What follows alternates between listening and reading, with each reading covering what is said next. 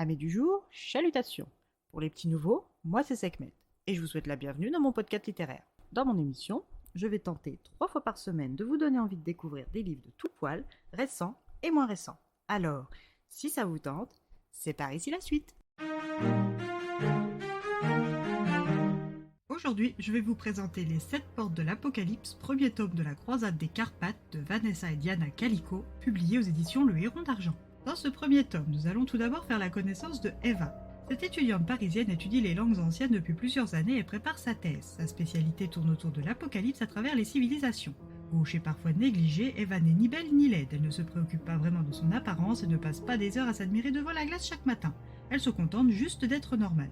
Elle est en ménage avec Arnaud, qui lui accorde autant d'attention qu'on le fera avec un carton de pizza vide, trop concentré qu'il est sur son téléphone et sa petite personne. Quand nous rencontrons Eva, elle vient de passer une horrible journée. Elle, qui habituellement est une lève-tard, avait réussi à se lever de bonne heure pour aller étudier à la bibliothèque en préparation de son entretien du lendemain avec l'éminent linguiste le professeur Xavier Perty. Une fois sur place, à peine le temps d'approfondir ses révisions, qu'un jeune homme pris de démence gâche la tranquillité du lieu. Après l'intervention des pompiers, la bibliothèque ferme, l'obligeant à rentrer chez elle. Là encore, le sort s'acharne, son train est bloqué pour une durée indéterminée car il semblerait que quelqu'un se soit jeté dessous. Des heures d'attente et des bousculades plus tard, et la voilà dans la petite supérette près de chez elle, avec des chips, des pizzas surgelées, des gâteaux, des chocolats et du fromage, mais sans ses rasoirs et son après-shantoir qu'elle n'avait pas les moyens de se payer. Car comme sa journée avait mal commencé, il est forcé qu'elle finisse mal et sous la pluie bien sûr.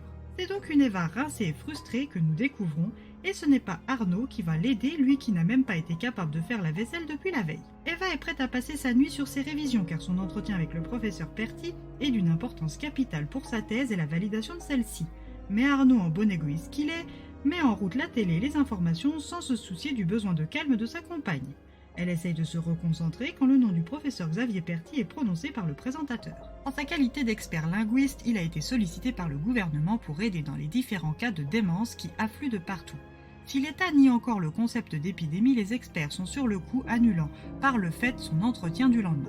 Mais Eva n'est pas d'accord et ne s'avoue pas vaincue. Elle décide de se rendre à l'hôpital central le lendemain. Le lendemain, Xavier Perty rejoint le docteur William Lordet, son ami de jeunesse devenu directeur de l'aile psychiatrique de l'hôpital central de Paris. Le patient que Xavier est venu voir est couché sur le sol face contre terre et glossilalie, c'est-à-dire qu'il parle une langue dont il est le seul à comprendre le sens. De prime abord, le patient a été retrouvé près de son carton, a été considéré comme ivre. Mais quand de nombreux autres cas sont arrivés dans le même état que lui, l'idée d'une épidémie s'est imposée. Le plus étrange, ce n'est pas la perte de mémoire ou la disparition de la maîtrise de la langue française, c'est que tous se comprenaient. Car contrairement aux présupposés des médecins, les malades ne glossolalibaient pas, mais parlaient le slavon, une langue liturgique slave de l'orthodoxie, comme l'a défini le professeur Xavier. Après avoir observé de près le patient, il sort chamboulé et s'apprête à rentrer chez lui, quand un tremblement et une extinction des lumières se manifestent. Une sorte de secousse fait vibrer tout l'hôpital, ce qui couvre à peine les hurlements des patients déments, appelant de toutes leurs âmes l'aide de Dieu. Quand Xavier sort enfin de l'hôpital, Eva, qui elle aussi a bien senti la secousse sismique, l'interpelle. Elle se présente et avant d'accepter son refus, lui dit que sa spécialité est l'apocalypse dans tous les temps. Xavier, ayant plusieurs fois reconnu le mot apocalypsis dans les monologues des démons, accepte de discuter avec elle. 23 jours après la secousse, nous nous retrouvons dans une salle de conférence de l'ONU où nous apprenons que la grande majorité des côtes mondiales ont été submergées par des vagues submersives sans précédent, engendrant des milliers de morts directs et indirects à la catastrophe.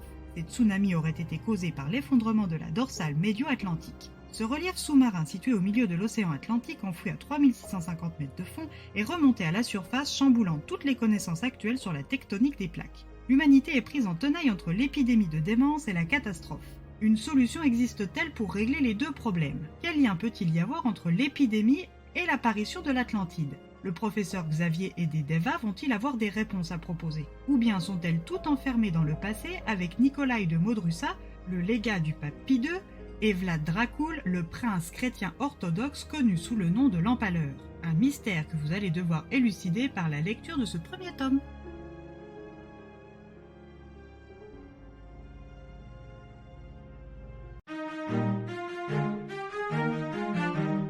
Une lecture en demi-teinte. Le livre est divisé entre le XVe siècle où on y rencontre le prince Dracul et sa cour, et le XXIe siècle où on y voit évoluer Eva et Xavier.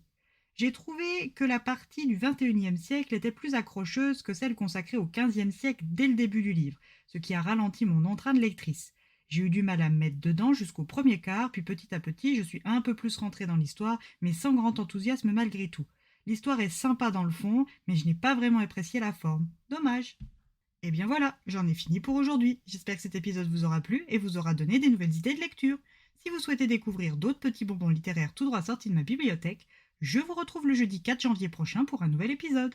Et si d'ici là je vous manque de trop, vous connaissez le chemin sur Instagram, @leslectures de Sekhmet. Sur ce, chalut les amis et à la prochaine!